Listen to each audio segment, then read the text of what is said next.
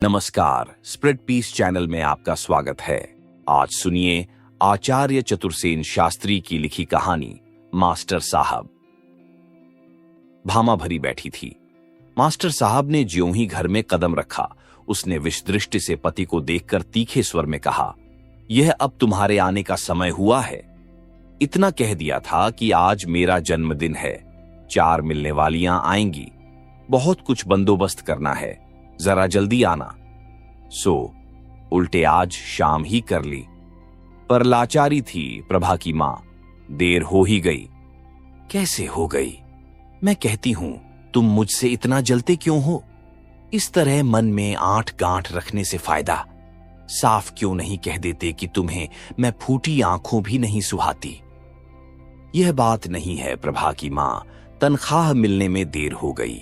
एक तो आज इंस्पेक्टर स्कूल में आ गए, दूसरे आज फीस का हिसाब चुकाना था, तीसरे कुछ ऑफिस का काम भी हेडमास्टर साहब ने बता दिया, करना पड़ा। फिर आज तनख्वाह मिलने का दिन नहीं था, कहने सुनने से हेडमास्टर ने बंदोबस्त किया। सो उन्होंने बड़ा एहसान किया। बात करनी भी तुमसे आफत है। मैं पूछती हूं, देर क्यों कर दिया आप? लगे आल्हा गाने। देखूं रुपये कहां हैं? मास्टर साहब ने कोट अभी अभी खूंटी पर टांगा ही था, उसकी जेब से पर्स निकालकर आंगन में उलट दिया। 10-10 रुपए के 4 नोट जमीन पर फैल गए। उन्हें एक एक गिनकर भामा ने नाक भौं चढ़ाकर कहा, 40 ही हैं बस। 40 ही पाता हूं, ज्यादा कहां से मिलते? अब इन 40 में क्या करूं? ओढ़ूं या बिछाऊं? कहती हूं छोड़ दो इस मास्टरी की नौकरी को। छदाम की भी तो ऊपर की आमदनी नहीं है। तुम्हारे ही मिलने वाले तो हैं, वे बाबू दाताराम रेल में बाबू हो गए हैं। हर वक्त घर भरा पूरा रहता है, घी में घी, चीनी में चीनी, कपड़ा लत्ता, और दफ्तर के 10 कुल्ली चपरासी हाजिरी भुगताते हैं, वह जुदा। वे क्या तुमसे ज्यादा पढ़े हैं? क्यों नहीं रेल बाबू हो जाते? वे सब तो गोदाम से माल चुरा कर लाते हैं प्रभा की मां, मुझसे तो चोरी हो नहीं सकती। तनख्वाह जो मिलती है उसी में गुजर बसर करना होगा। तुमने तो कह दिया, पर इस महंगाई के जमाने में कैसे? इससे भी कम में गुजर करते हैं लोग प्रभा की मां। वे होंगे कमीन, नीच।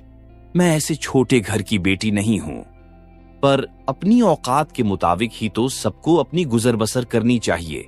इसमें छोटे बड़े घर की क्या बात है? अमीर आदमी ही बड़े आदमी नहीं होते प्रभा की मां। ना, बड़े आदमी तो तुम हो जो अपनी झोरू को रोटी कपड़ा भी नहीं जुटा सकते। फिर तुम्हें ऐसी ही किसी कहारिन महरिन से ब्याह करना चाहिए था। तुम्हारे घर का धंधा भी करती, इधर उधर चौका वर्तन करके कुछ कमा भी लाती। मास्टर साहब चुप हो गए। वे पत्नी से विवाद करना नहीं चाहते थे। कुछ ठहर कर उन्होंने कहा, जाने दो प्रभा की मां, आज झगड़ा मत करो।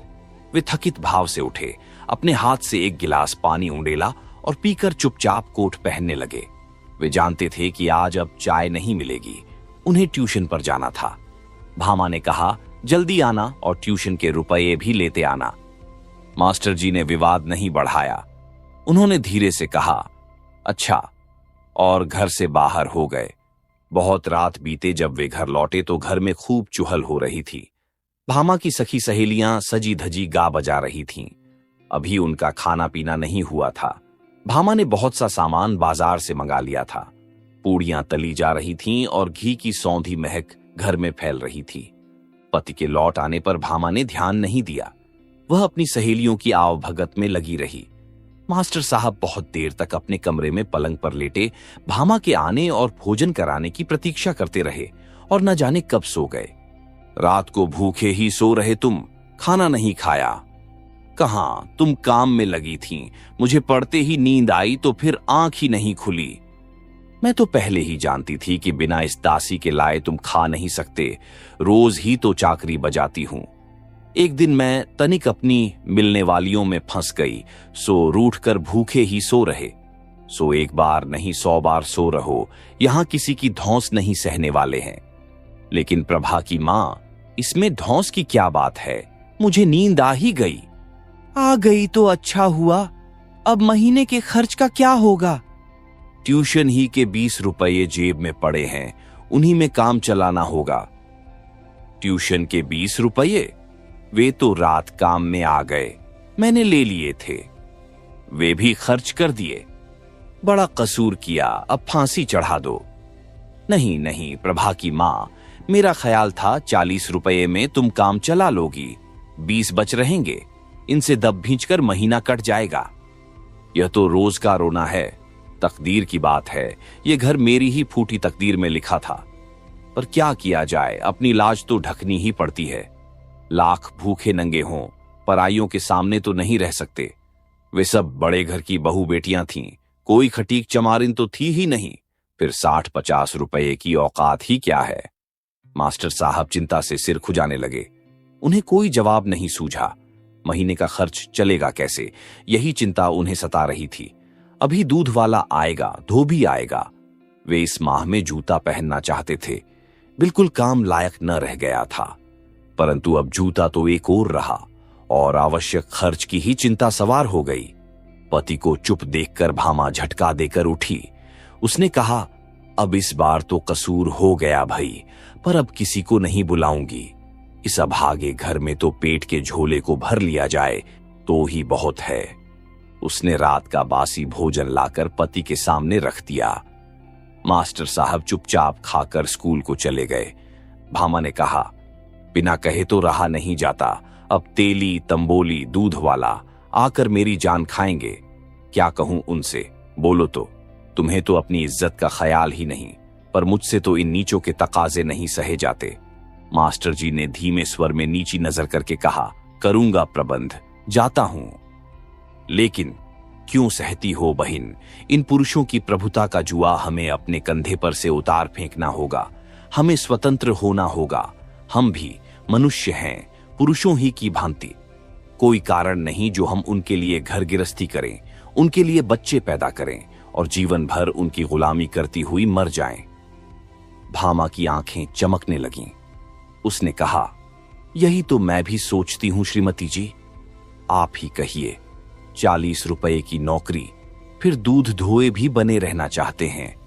आप ही कहिए, दुनिया के एक कोने में एक से एक बढ़कर भोग है, क्या मनुष्य का दिल उन्हें भोगना न चाहेगा? क्यों नहीं, फिर वे भोग बने किसके लिए हैं? मनुष्य ही तो उन्हें भोगने का अधिकार रखता है। यही तो, पर पुरुष ही उन्हें भोग पाते हैं, वे ही शायद मनुष्य हैं। हम स्त्रियां जैसे मनुष्यता से हीन हैं। हमें लड़ना होगा, हमें संघर्ष करना होगा, हमें पुरुषों की बराबरी की ही होकर जीना होगा। इसी उद्देश्य पूर्ति के लिए हमने यह आजाद महिला संघ खोला है। तुम्हें चाहिए कि तुम इसमें सम्मिलित हो जाओ। इसमें हम न केवल स्वतंत्रता की पाठ पढ़ाते हैं, बल्कि स्त्रियों को स्वावलंबी रहने के योग्य भी बनाते हैं। हमारा एक स्कूल भी है जिसमें सिलाई, कसीदा और भांति भांति की दस्तकारी सिखाई जाती है। गायन, नृत्य के सीखने का भी प्रबंध है।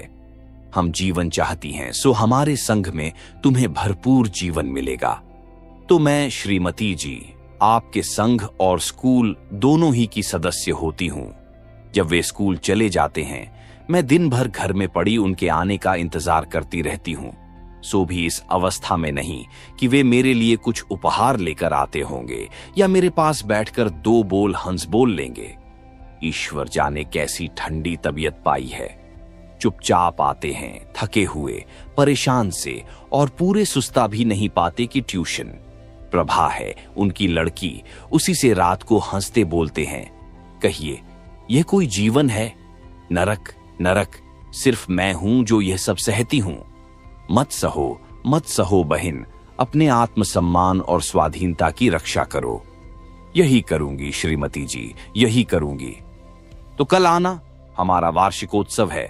बहुत सी बड़ी बड़ी देवियां पाएंगी, उनके भाषण होंगे, भजन होंगे, नृत्य होगा, गायन होगा, नाटक होगा, प्रस्ताव होंगे और फिर प्रीतिभोज होगा। कहो, आयोगी ना? अवश्य पाऊंगी, अब जाती हूं। अब जाओ फिर। तुम्हें देखकर चित्त प्रसन्न हुआ। याद रखो, तुम्हारी जैसी ही देवियों के पैरों पड़ी परतंत्रता की बेड़ियां काटने के लिए हमने यह उद्योग किया है। आप धन्य हैं श्रीमती जी। नमस्ते। नमस्ते। भामा ने बड़ी उत्सुकता से वह रात काटी और वह अपनी समझ में पूरी तैयारी के साथ सज धज कर जब उस जलसे में गई तो हद दर्जे चमत्कृत और लज्जित होकर लौटी। चमत्कृत हुई वहां के वातावरण से, व्याख्यानों से, कविताओं और नृत्य से, मनोरंजन प्रकारों से। उसने देखा, समझा, आहा, यही तो सच्चा जीवन है। कैसा आनंद है, कैसा उल्लास है, कैसा विनोद है।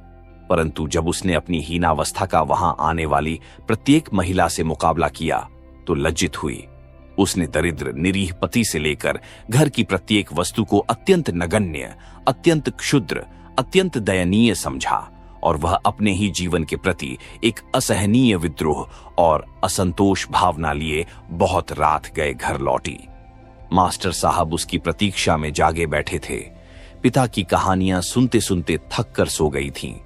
भोजन तैयार कर आप खा और प्रभा को खिला, पत्नी के लिए उन्होंने रख छोड़ा था। भामा ने आते ही एक तिरस्कार भरी दृष्टि पति और उस शयनागार पर डाली जो उसके कुछ क्षण पूर्व देखे हुए दृश्यों से चकाचौंध हो गई थी। उसे सब कुछ बड़ा ही अशुभ, असहनीय प्रतीत हुआ। वह बिना ही भोजन किए, बिना ही पति से एक शब्द बोले, बिना ही सोती हुई फूल सी प्रभा पर एक दृष्टि डाले चुपचाप जाकर सो गई। मास्टर साहब ने कहा, और खाना? नहीं, खाऊंगी। कहां खाया? खा लिया। और प्रश्न नहीं किया। मास्टर साहब भी सो गए। भामा प्रायः नित्य ही महिला संघ में जाने लगी। उन्मुक्त वायु में स्वच्छंद सांस लेने लगी। पढ़ी लिखी, उन्नतिशील कहाने वाली लेडियों महिलाओं के संपर्क में आई। जितना पढ़ सकती थी पुस्तकों, पत्र पत्रिकाओं को पढ़ने लगी। उसने सुना उन महामहिम महिलाओं में जो सभाओं और जलसों में ठाठदार साड़ी धारण करके सभा नेत्रियों के पासन को सुशोभित करती हैं, चारों ओर स्त्री पुरुष जिनका आदर करते हैं, जिन्हें प्रणाम करते, हंस हंस कर झुककर जिनका सम्मान करते हैं, उनमें कोई घर को त्याग चुकी है, कोई पति को त्याग चुकी है, उनका गृहस्थ जीवन नष्ट हो चुका है, वे स्वच्छंद हैं, उन्मुक्त हैं, वे बाधाहीन हैं। वे कुछ घंटों ही के लिए नहीं, प्रत्युत महीनों तक चाहे जहां रह और चाहे जहां जा सकती हैं। उन्हें कोई रोकने वाला, उनकी इच्छा में बाधा डालने वाला नहीं है। उसे लगा, यही तो स्त्री का सच्चा जीवन है।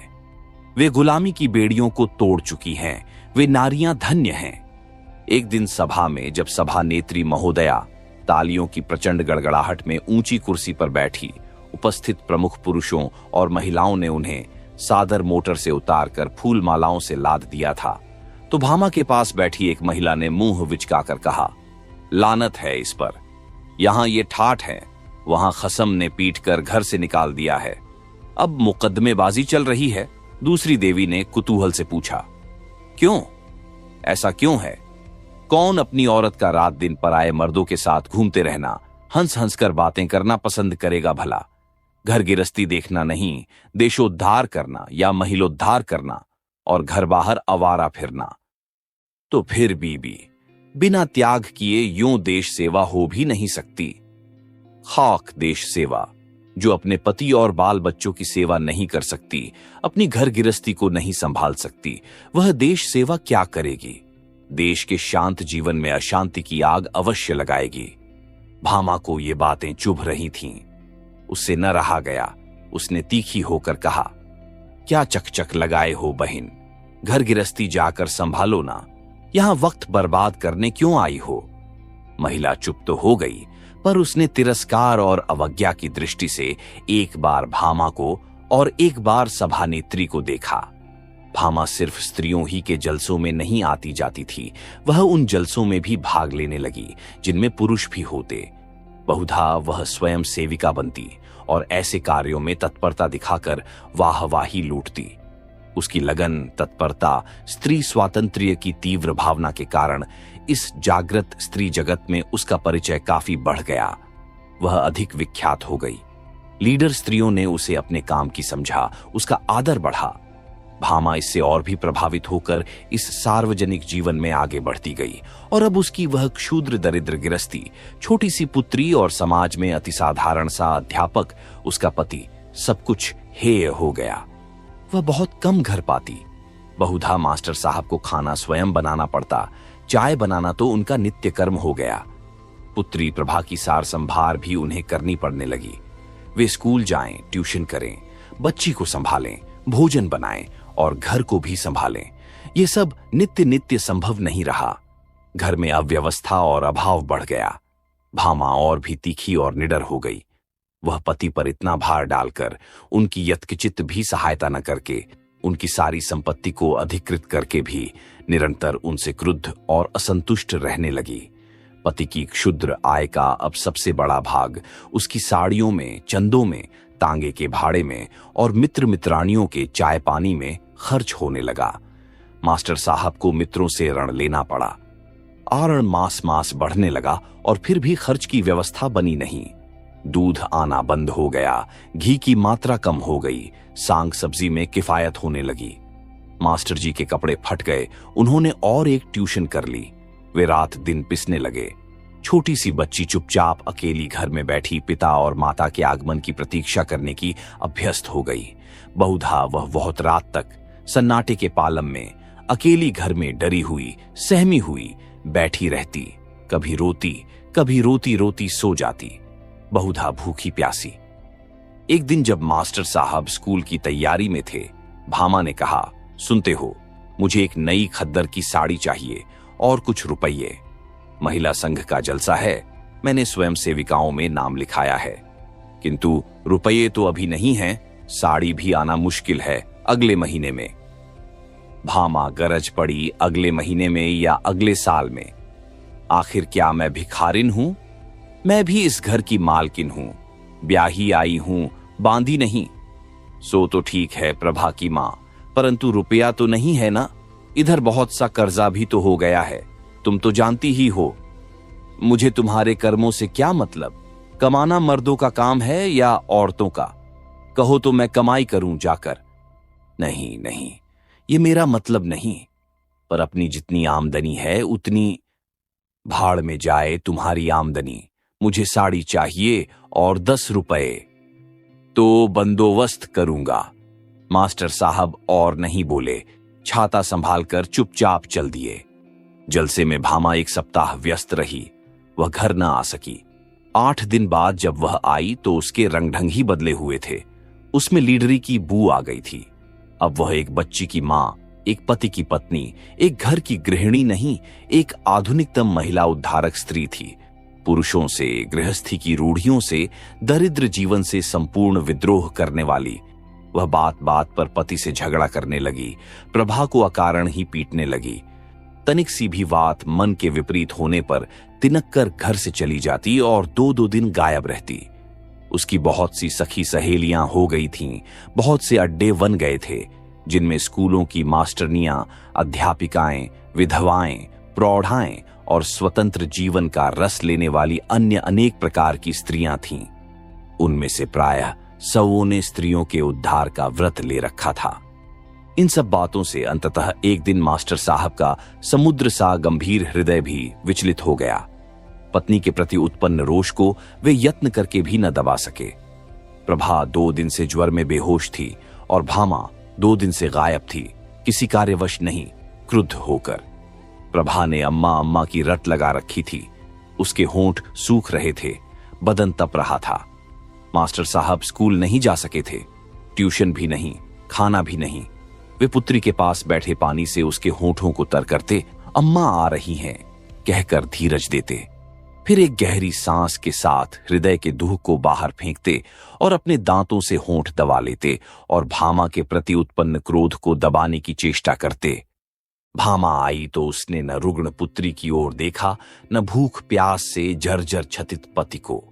वह भरी हुई जाकर अपनी कोठरी में द्वार बंद करके पड़ गई। अंत में मास्टर साहब ने कोठरी के द्वार पर जाकर कहा, प्रभा को बहुत तेज ज्वर है प्रभा की मां, तनिक आओ तो। मैं क्या वैद्य डॉक्टर हूं? भीतर से भामा ने कहा।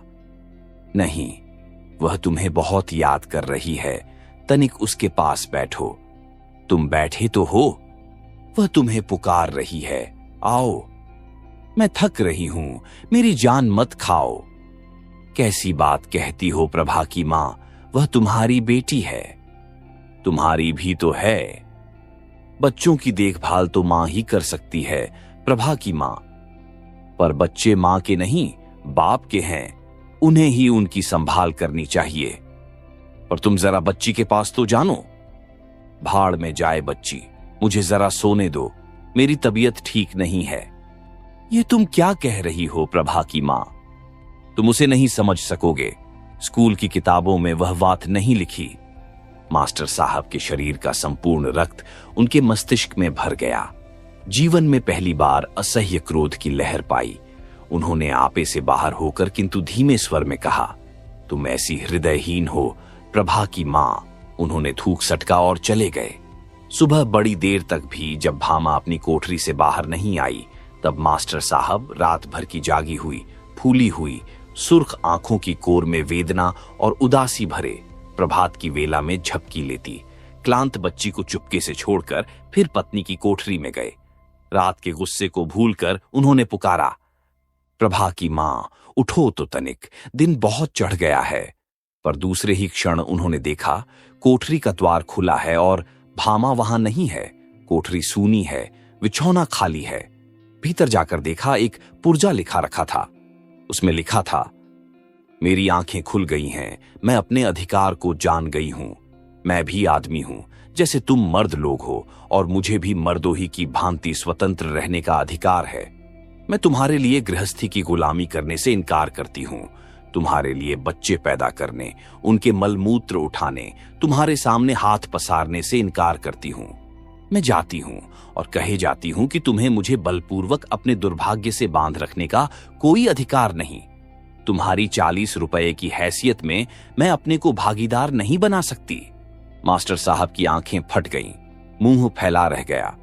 वे वहीं चारपाई पर बैठकर 2-3 बार उस पत्र को पढ़ गए और सब बातों को भूलकर वे यही सोचने लगे, आखिर भामा ये सब लिख कैसे सकी? बिल्कुल ग्रामोफोन की सी भाषा है, व्याख्यान के नपे तुल्य शब्द, साफ तीखी युक्ति, सुगठित भाषा, ऐसा तो वे भी नहीं लिख सकते। भामा यह सब कहां से सीख गई?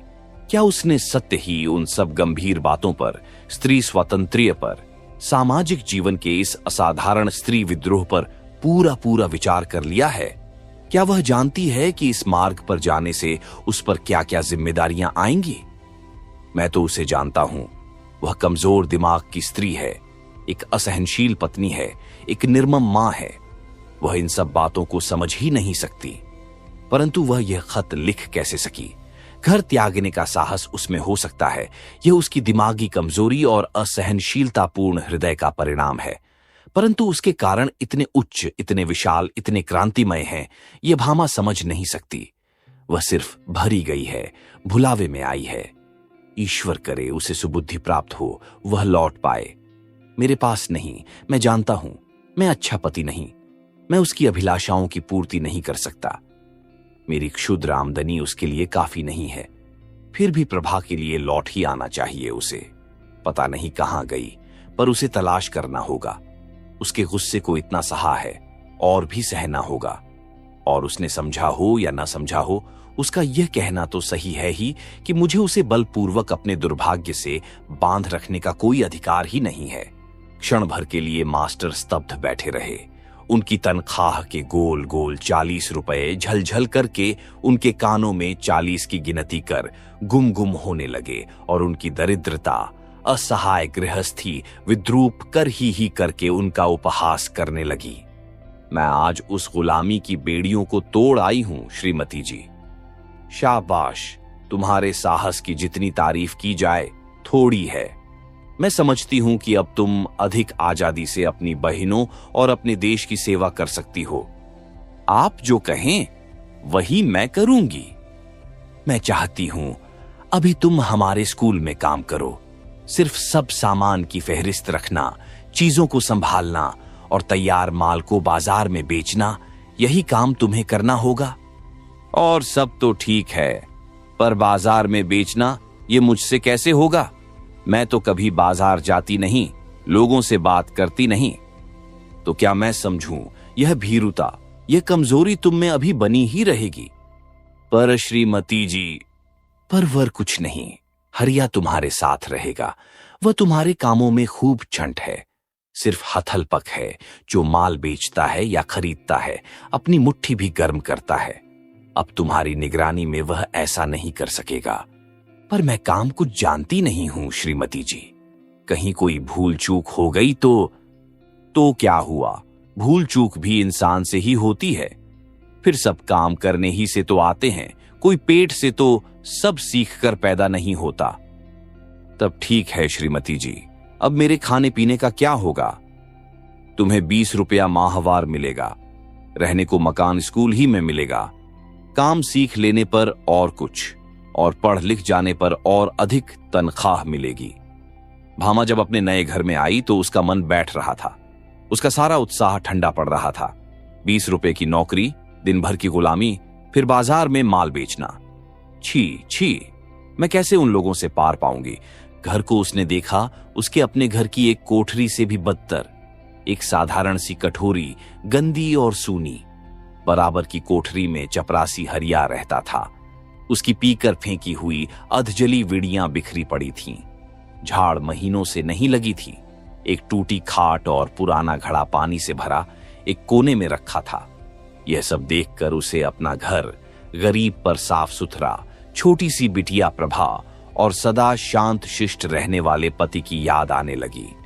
पर उसने दृढ़ता पूर्वक आगे कदम बढ़ाने की ठान ली। कोठरी उसने झाड़ बुहार कर ठीक कर ली। हरिया से उसने कहा, लेकिन चारपाई, बिछौना, सामान मेरे पास तो कुछ नहीं है। आज भर मेरी चारपाई ले लो, पैसे हों तो दो, मैं सामान ला दूं, कल बंदोबस्त कर लेना। लेकिन मेरे पास पैसे भी तो नहीं हैं। तो तुमने बड़ी बीवी से मांगा क्यों नहीं? भामा को उस नीच चपरासी का तुम करके बातें करना बहुत बुरा लगा। उसकी चारपाई मंगनी लेना, उसी की बगल की सूनी कोठरी में अकेली रहना और बिना साथ सामान गृहस्थी बसाना, उसे यह सब एक असह्य, अनहोनी सी बात लगने लगी। उसने सोचा चलो घर लौट चलूं, पर मन फिर मचल गया। उसने तुम कहकर उससे बात करने वाले हरिया से तू कहकर बात की। कहा, चल जरा मेरे साथ बीवी जी के घर, मैं उनसे जरूरी सामान का बंदोबस्त करने को कहूं। हरिया को यह तू तड़ाक पसंद नहीं आई। उसने धृष्टता से कहा, मैं स्कूल का नौकर हूं, तुम्हारा नहीं, और रात दिन को नौकरी भी नहीं करता। मैं इस समय कहीं नहीं आ जा सकता। वह भीतर अपनी कोठरी में चला गया। मानिनी भामा तमाम रात भूखी प्यासी ठिठुरती उस कोठरी के कोने में भीतर से द्वार बंद करके बैठी रही। एक एक करके उसके सामने पति के प्यार, सहिष्णुता, अधीनता के चित्र खिंचने लगे। उसे ख्याल हुआ उनकी यह दरिद्रता उनकी अकर्मण्यता से नहीं है, देश के वातावरण से, लाचारी से और परंपरा से ही है। उसे रह रहकर अपनी बच्ची की याद आने लगी, जो ज्वर में अपने सूखे होठों से अम्मा को पुकार रही थी। उसे पति का अभ्यस्त मधुरतम संबोधन प्रभा की मां की याद आ रही थी। झरझर उसकी आंखों से आंसू बहते रहे, वह रोती रही। भूख प्यास से थकित, शिथिल, गंदी अंधेरी कोठरी में बैठी वह मन ही मन कहने लगी, यही हम स्त्रियों की स्वाधीनता का पथ है। दूसरी कोठरी में हरिया और उसके यार दोस्त झंड में दम लगा रहे थे, गंदी बातें बक रहे थे और बीच बीच में भामा को लेकर बहुत सी उचित अनुचित बातें कह रहे थे। किंतु श्रीमती जी, भामा मेरी पत्नी है। कह तो दिया आप नहीं मिल सकते, मगर मिलना बहुत जरूरी है। श्रीमती जी, उसकी बच्ची बहुत बीमार है। महाशय, वह आपसे मिलना नहीं चाहती, आपसे कोई सरोकार रखना नहीं चाहती।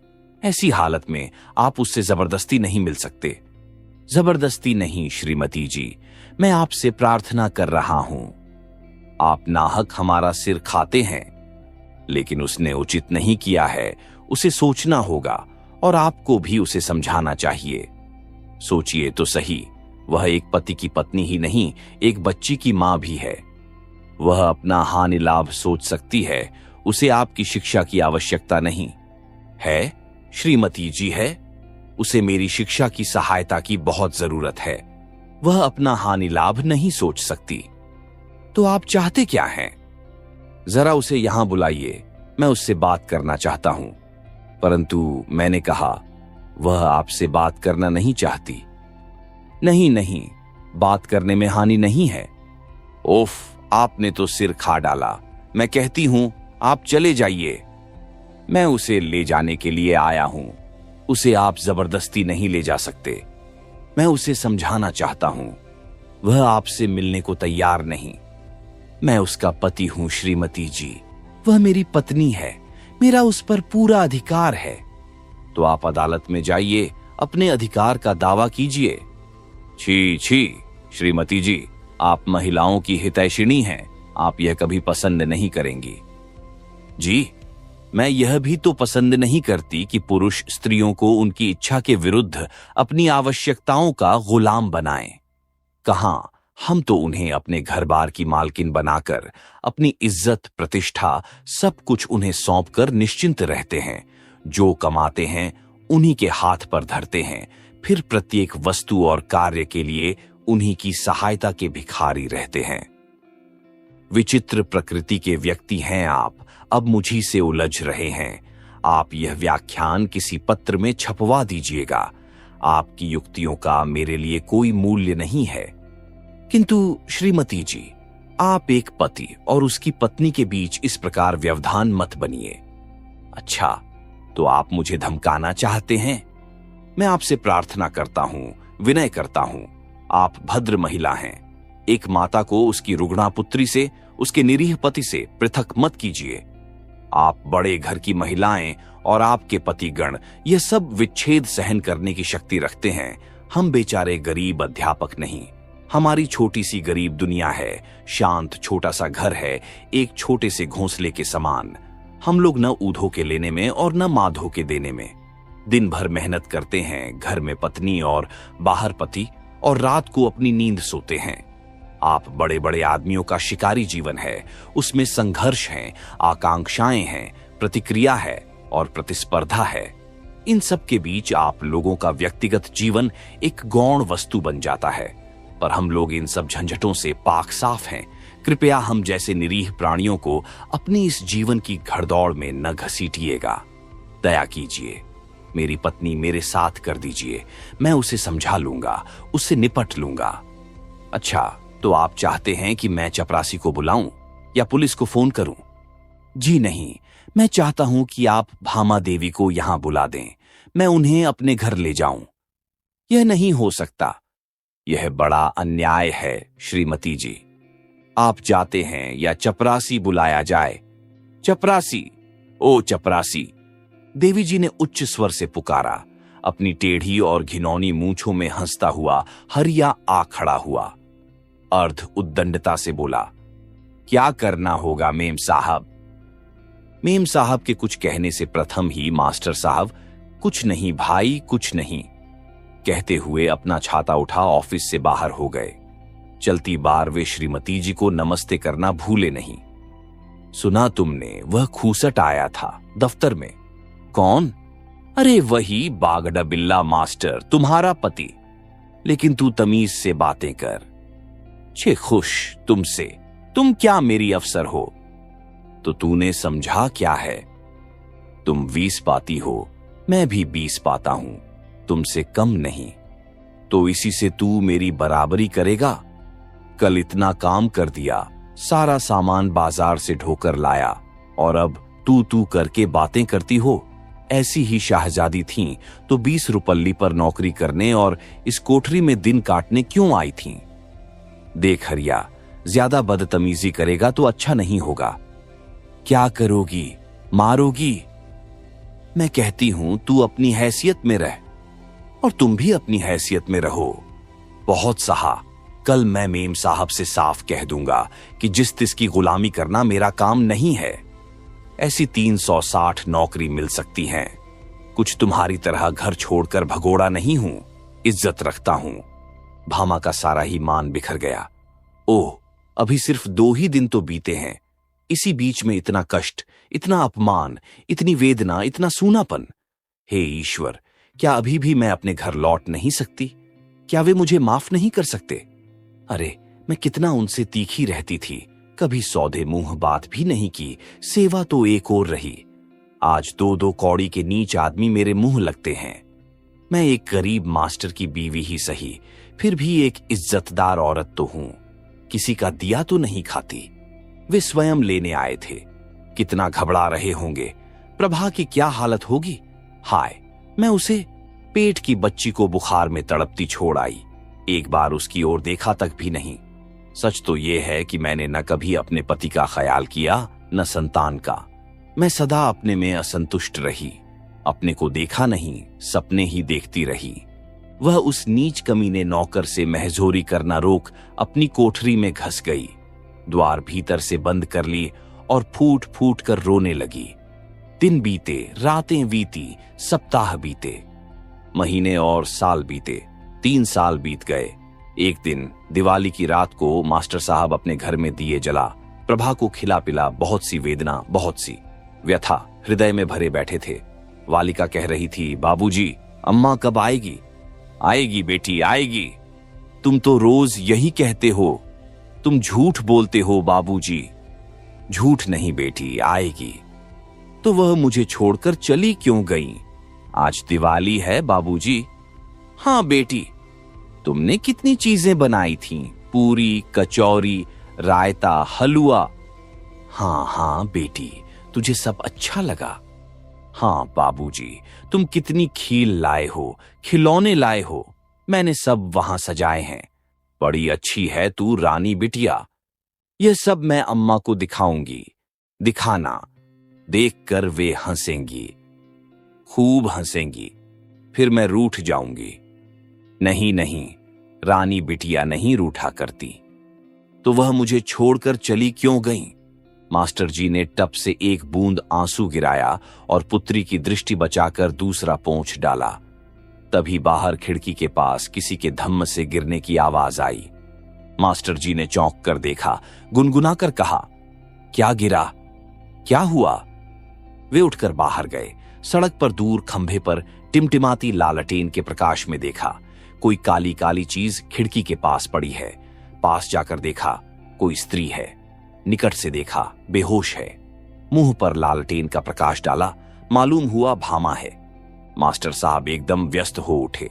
उन्होंने सहायता के लिए इधर उधर देखा, कोई न था, सन्नाटा था। उन्होंने दोनों बाहों में भामा को उठाया और घर के भीतर ले आए। उसे चरपाई पर लिटा दिया। बालिका ने भय मिश्रित दृष्टि से मूंछिता माता को देखा, कुछ समझ न सकी। उसने पिता की तरफ देखा।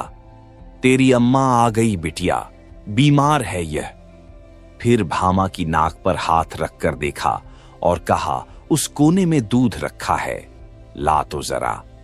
दूध के 2-4 चम्मच कंठ में उतरने पर भामा ने आंखें खोली। एक बार उसने आंखें फाड़कर घर को देखा, पति को देखा, पुत्री को देखा और वह चीख मारकर फिर बेहोश हो गई। मास्टर जी ने नब्ज देखी, कंबल उसके ऊपर डाला। ध्यान से देखा, शरीर सूखकर कांटा हो गया है। चेहरे पर लाल काले बड़े बड़े दाग हैं। आंखें घड़े में धंस गई हैं। सामने के 2 दांत टूट गए हैं। आधे बाल सफेद हो गए हैं। कपड़े गंदे, चिथड़े, पैर कीचड़ और गंदगी में लथपथ और वे दोनों हाथों से माथा पकड़कर बैठ गए। प्रभा ने भयभीत होकर कहा, क्या हुआ बाबूजी? कुछ नहीं बिटिया। उन्होंने एक गहरी सांस ली, भामा को अच्छी तरह कंबल उड़ा दिया। इसी बीच भामा ने फिर आंखें खोली। होश में आते ही वह उठने लगी। मास्टर जी ने बाधा देकर कहा, उठो मत, प्रभा की मां बहुत कमजोर हो, क्या थोड़ा दूध दूं? भामा जोर जोर से रोने लगी। रोते रोते हिचकियां बंध गई। मास्टर जी ने घबरा कर कहा, यह क्या नादानी है, सब ठीक हो जाएगा, सब ठीक। पर मैं जाऊंगी, ठहर नहीं सकती। भला यह भी कोई बात है? तुम्हारी हालत क्या है, यह तो देखो। भामा ने दोनों हाथों से मुंह ढक लिया। उसने कहा, तुम क्या मेरा एक उपकार कर दोगे? थोड़ा जहर मुझे दे दोगे? मैं वहां सड़क पर जाकर खा लूंगी। यह क्या बात करती हो प्रभा की मां? हौसला रखो, सब ठीक हो जाएगा। हाय, मैं कैसे कहूं, आखिर बात क्या है? यह पापिन एक बच्चे की मां होने वाली है, तुम नहीं जानते। जान गया प्रभा की मां, पर घबराओ मत, सब ठीक हो जाएगा। हाय मेरा घर। अब इन बातों की इस समय चर्चा मत करो। तुम क्या मुझे क्षमा कर दोगे? दुनिया में सब कुछ सहना पड़ता है, सब कुछ देखना पड़ता है। अरे देवता, मैंने तुम्हें कभी नहीं पहचाना। कुछ बात नहीं, कुछ बात नहीं, एक नींद तुम सो लो, प्रभा की मां। आह मरी, आह पीर। अच्छा अच्छा, प्रभा बिटिया, तू जरा मां के पास बैठ, मैं अभी आता हूं बेटी। प्रभा की मां, घबराना नहीं, पास ही एक दाई रहती है, 10 मिनट लगेंगे, हौसला रखना।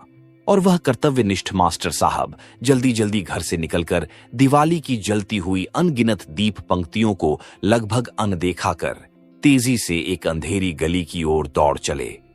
चरण रज दो मालिक। वाहियात बात है, प्रभा की मां। अरे देवता, चरण रज दो, प्रोपतित पावन, मो अशरण शरण, ओ दीन दयाल, चरण रज दो। तुम पागल हो गई हो, प्रभा की मां। पागल हो जाऊंगी। 3 साल में दुनिया देख ली, दुनिया समझ डाली, पर इस अंधी ने तुम्हें न देखा, तुम्हें न समझा। यह तुम फालतू बकबक करती रहोगी तो फिर ज्वर हो जाने का भय है। बिटिया प्रभा, अपनी मां को थोड़ा दूध तो दे। मैं भैया को देखूंगी बाबूजी। भामा ने पुत्री को छाती से लगाकर कहा, मेरी बच्ची, तू अपने बाप की बेटी है, इस पतिता मां को छू दे, जिससे वह पाप मुक्त हो जाए। नाहक बिटिया को परेशान मत करो, प्रभा की मां। हाय, पर मैं तुम्हें मुंह कैसे दिखाऊंगी? प्रभा की मां, दुनिया में सब कुछ होता है, तुमने इतना कष्ट पाया है, अब समझ गई हो। उन सब बातों को याद करने से क्या होगा? जो होना था हुआ, अब आगे की सुध लो। हां, अब मुझे तनख्वाह 60 रुपये मिल रही है, प्रभा की मां, और ट्यूशन से भी 30-40 पीठ लाता हूं। और एक चीज देखो, प्रभा ने खुद पसंद करके अपनी अम्मा के लिए खरीदी थी। उस दिवाली को वे एक नवयुवक की भांति उत्साहित हो उठे, बक्स से एक रेशमी साड़ी निकाली और भामा के हाथ में देकर कहा, तनिक देखो तो। भामा ने हाथ बढ़ाकर पति के चरण छुए। उसने रोते रोते कहा, मुझे साड़ी नहीं, गहना नहीं, सुख नहीं, सिर्फ तुम्हारी शुभ दृष्टि चाहिए।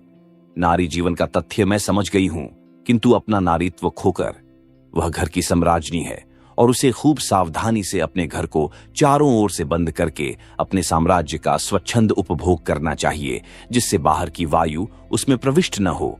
फिर वह साम्राज्य चाहे भी जैसा लघु, तुच्छ, विपन्न, असहाय क्यों न हो। मास्टर साहब ने कहा, प्रभा की मां, तुम तो मुझसे भी ज्यादा पंडिता हो गईं। कैसी कैसी बातें सीख लीं तुमने प्रभा की मां। वे ही करके हंसने लगे। उनकी आंखों में अमल धवल उज्ज्वल अश्रु बिंदु झलक रहे थे। आप सुन रहे थे आचार्य चतुरसेन शास्त्री की लिखी कहानी मास्टर साहब।